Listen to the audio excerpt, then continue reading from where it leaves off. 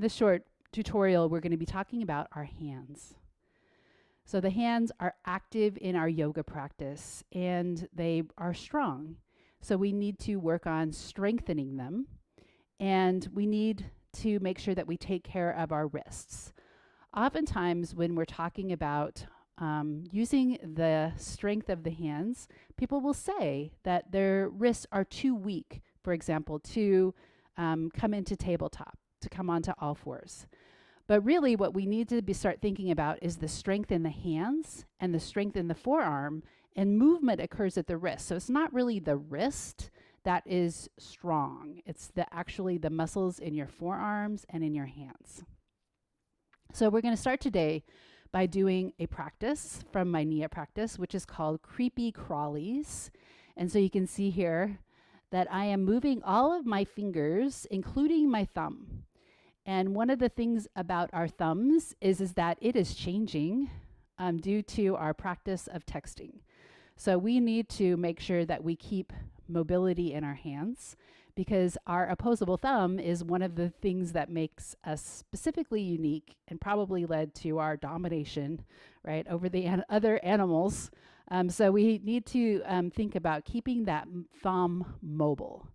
So you'll notice that after a while, this actually becomes pretty tiring, and you're like, oh my gosh, I didn't realize that I had so many muscles in my hands. Okay. So we are going to then interlace our fingers, and we're going to interlace them so one finger is on top. So just note which finger is on top. And then what we're going to do is we're going to turn our hands forward, and we're going to press forward. So you can see here that my thumbs are also pulled back. I'm pressing my hands forward. This is a great stretch, specifically if you sit at a computer all day. So this helps with your forearm and your elbow. So pressing those hands away. And then we're going to release those hands. And notice how we stretched out that side of the forearm, this side of the forearm. So we're going to stretch out the other side. So we're going to place our hands like this, and we're going to press in, and I'm going to press my hand away, and I'm going to feel a little stretch in the top of my forearm here, or in the posterior part of my forearm. And we're going to do this, these wrist stretches with a little bit of weight bearing in a minute. So let's try the other side. Press the hand into your palm and then press away, and then just notice what you feel. Let's interlace our hands, but with the opposite finger on top. And for me, this feels really strange. It's not the way I normally interlace my fingers. And then I press it away. And I open up my upper back. My shoulders are protracted. My shoulder blades are moving away from each other. Breathe.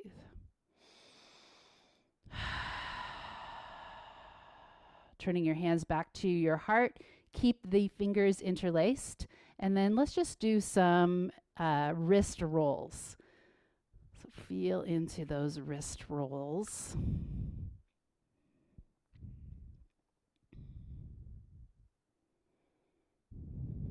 Okay. Maybe the other way. That's odd to my brain, my mind.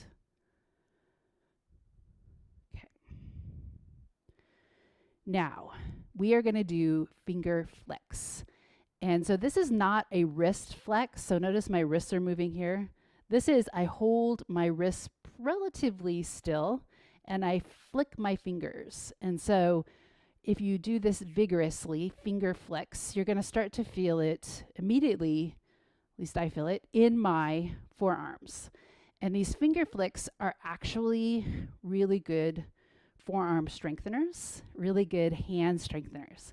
And so this will aid you in your practice if you do this a little bit each day. It's not necessarily that pleasant while you're doing it, but it will be beneficial. Again, if you feel any pain doing this, like sharpshooting pain or tingling or numbness, this is not for you. Relax your jaw. It's easy to clench. So I'm starting to get really tired. I'm just going to push through a little bit more. One more deep breath in. Okay. So we're going to feel into our forearms and do a little forearm stretch here. So we're going to bring our arms like we are the muscle man, and we're going to curl our wrists in. And I'm going to hold it like this. My upper arms do not move. So I'm just going to, and my wrists stay curled. So I'm just going to extend my arms like this. So, oh, maybe I can extend them all the way straight. This is super intense. Forearm, stretch, exhale. Bring them back in. Exhale. And while you're doing this, you can feel down through your feet. Relax your knees. Relax your jaw. One more time. Okay. We're going to find our way onto all fours. You could pad your knees if you like. We're going to plant our fingers down. Remember that I'm pressing down through the middle knuckles of my fingers. My thumb is stretched out, and my knees are hip width apart. So what I'm going to do is I'm just going to start to go front to back. So I'm just going to shift my weight front or back, and then just a little bit front. And I'm going to notice when I come front, I'm going to notice those wrist creases where my forearm bones meet my hands. I'm going to make sure that they are parallel or the same direction as the front of my mat. So I'm just like shifting gently, super slow, front to back.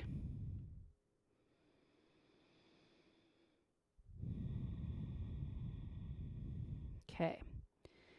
Coming back to center, turn your fingers out like your hands are flippers, and super slow from one side to the other.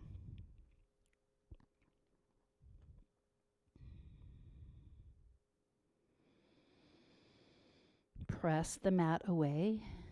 Press your hands down, active hands.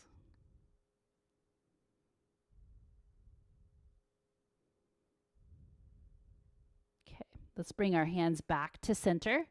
We're going to start with one hand and curl it under. So I'm going to place my top of my hand down on the mat, and I'm just going to press it down. I spread my fingers, and I'm just feeling here. What does it feel like? Shifting to the other side.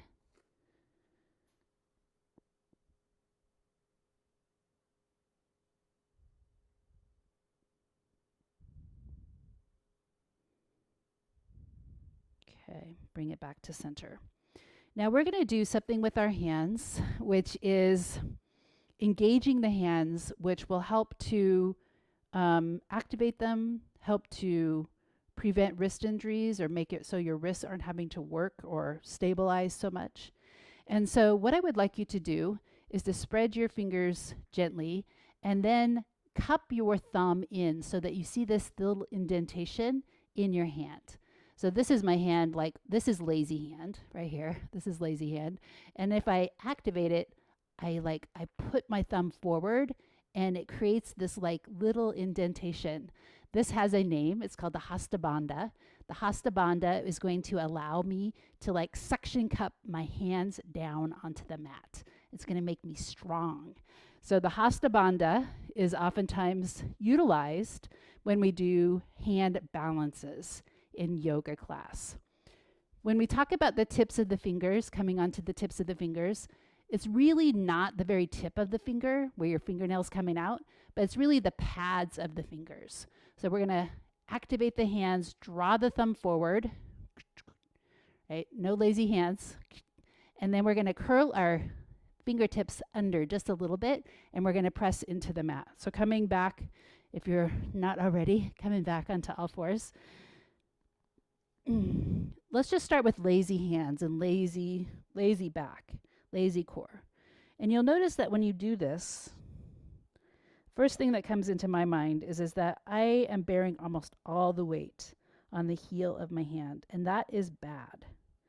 We want to activate our fingers, do Hasta Bandha, suction cup up the middle of the hand, and then press our finger pads down. And so now I can become light, and you should feel a lot less weight in the heel of your hand. And this should feel better for your wrists. Now, if your wrists, I should have mentioned this earlier, but if your wrists are really weak and you just at some point in the class you're like, I can't do this anymore, one option is that you can use your fists, but it's not ideal. So fists down, inner wrists facing each other is an option for some poses. Okay, so let's go back to the fingers. Okay, so I'm going to spread my knees and I'm going to sit back, and then I am going to come onto my finger pads. So I'm going to bring my hands out, and then I'm going to bring my forehead down, and this is extended child's pose. So you could have your hands down in extended child's pose, but this is just an example of a pose that we might use our finger pads on. So the finger pads are pressing down into the floor, and I am activating that Hasta Bandha, which creates lightness in my hands. Breathe here.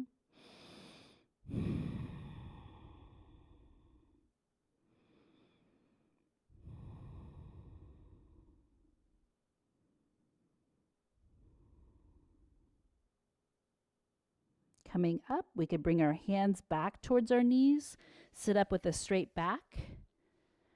And then let's do one more stretch with the hands back behind the body.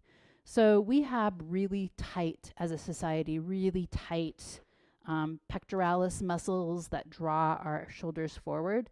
So we need to start opening up our shoulders. You could interlace your fingers back behind.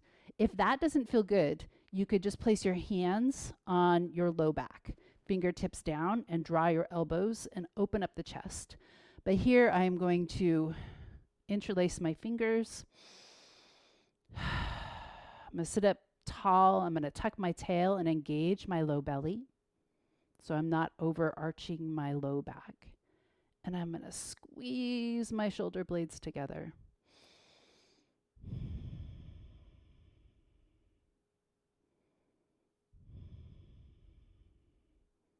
Take one more deep breath in. Releasing the hands. You could shake them out, come back to those creepy crawlies. You could roll your wrists, and then just notice how they feel.